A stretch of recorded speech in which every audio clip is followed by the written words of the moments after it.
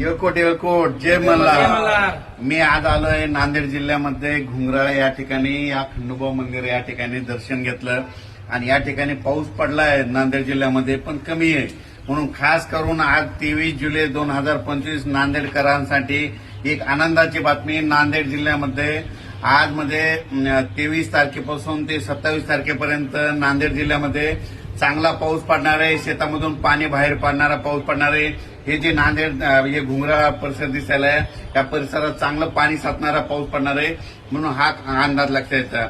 आणि योगायोगाने सांगतो नांदेड जिल्ह्याची 26 पासिंग आहे, म्हणजे 26 तारखेला शनिवार आहे, पण 26 आणि 27 तारखेला नांदेड जिल्ह्यामध्ये चांगला जोरदार पाऊस पडणार आहे, म्हणून खास करून ही नांदेड जिल्ह्यासाठी आनंदाची बातमी. नांदेड जिल्ह्यासह राज्यभर 28 जुलैपर्यंत राज्यात सगळीकडे वेगवेगळ्या भागात जिथं जिथं पाऊस नाही पडला त्या ठिकाणी पाऊस पडणार आहे, म्हणून संपूर्ण राज्यातल्या ज्या भागात पाऊस नाही पडला त्या भागातल्या शेतकऱ्यांसाठी आनंदाची बातमी.